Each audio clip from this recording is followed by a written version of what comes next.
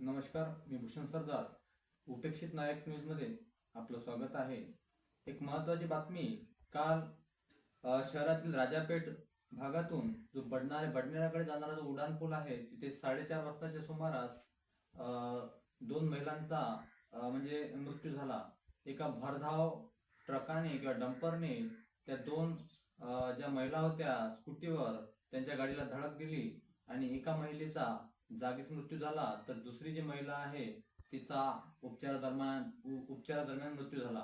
विशेष म्हणजे जी महिला गाडी चालवत होती तिने हेल्मेट सुद्धा घातलेले होते, परंतु त्या ट्रकाचा वेगच एवढा होता की त्या अपघातामुळे ते हेल्मेट सुद्धा चिरडून गेले किंवा तिच्या डोक्यावरून सुद्धा ते चाक गेले असेल कदाचित, त्यामुळे ती वाचली नाही आणि त्या महिलेचा जागीच मृत्यू झाला.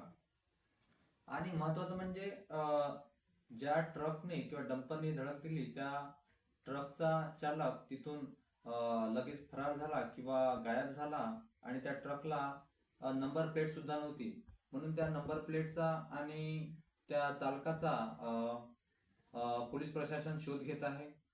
दुसरी महत्वाची गोष्ट अशी की मिळालेल्या माहितीनुसार ज्या दोन महिलेचा किंवा दोन तरुणीचा जो मृत्यू झाला, तर पहिल्या जी मुलगी आहे तिचं नाव असं आहे गौरी प्रमोद धर्माळे, म्हणजे गौरी प्रमोद धर्माळे, वय 27 वर्ष आणि राहणार बोरगाव धर्माळे. तर दुसऱ्या महिलेचं नाव असं आहे हर्षा आदेश गावंडे, वय 39 आणि राहणार अमरावती. ही माहिती पोलीस प्रशासनाला मिळताच राजापेठचे ठाणेदार संदीप चव्हाण, तसेच वाहतूक पोलीस निरीक्षक निलेश गावंडे आणि वाहतूक एसीपी संजय खताळे यांनी आपल्या पथकासह घटनास्थळी धाव घेतली आणि आपली शहानिशा किंवा पुढील कारवाई सुरू केली.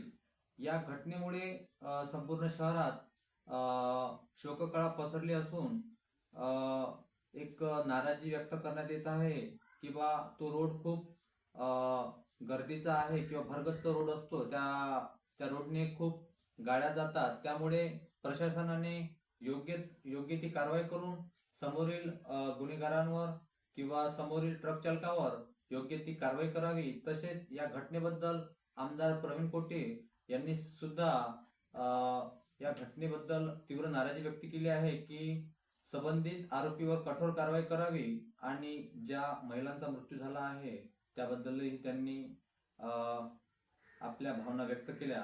भेटूया पुढील बातमीसह. धन्यवाद.